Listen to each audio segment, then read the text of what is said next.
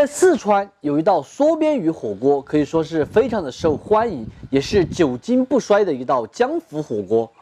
今天我们一起来做。首先，鱼的选择上面就一定要选择这种钳鱼，它还有一个外号，其实就叫缩边鱼。先来给它宰成大小均匀的块，鱼肉也是一样的，配上了姜葱、盐、鸡精、胡椒粉、花雕酒，活转的，先给它腌制起来。缩边鱼的话，一定要放一点泡菜、酸萝卜切条。这个是泡姜，放到里面用来提味的，也切小条。再来准备一点姜葱蒜末，稍微配一下后，给它切成粗壳块，用来提味。再来点泡辣椒，也宰成末。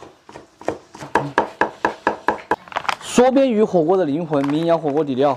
嘿，这一块的话刚刚好，不多不少，差不多有80到100克。我今天用的就是这一款名扬的高端火锅底料哈，用它如果是吃火锅的话，咱们放一包加水烧开过后，就可以涮出火锅底一模一样的味道了。它主要的话就是一个手工全能型的底料，像咱们今天做缩边鱼啊，平时煮鱼、炒菜、烧菜、炖菜，切上那么一小块进去，整道菜的香味和口感都会提升很多哈。它呢可以说是我们川菜厨房里面必备的一个调料哈。现在也正在搞活动，特别的划算。像我随便拿这样子3包，每一包都是450克，有微辣和特辣可以去组合选择，只要59块8，并且还包邮，相当于一包20块钱都不到。超市里面你去买，随随便便一包这样的大方砖，名扬的都要30多块钱，毕竟高端底料嘛。喜欢的朋友直接点视频下方链接去购买我同款。锅里来上一点纯正的菜籽油，再来上一点猪油，刚刚炼好的。先下干花椒，炝香过后下入酸菜和姜葱蒜泡椒这些。丢几坨熬猪油的油汁进去，再来一点2年陈酿的红油老豆瓣儿，全部都炒香出味，下名扬。本来这些料炒出来就已经很香了，再放上名扬底料进去，那香味就更是锦上添花了，不摆了。加水，腌制好的鱼肉来一点红苕淀粉，给它码转的。烧开过后，先来煮配菜。火锅嘛，喜欢吃什么配菜就放什么配菜。调味来一点鸡精、白糖、豆油，土豆煮好过后，把鱼肉也给它全部放进去煮起，码过粉的，吃起来就特别的嫩了。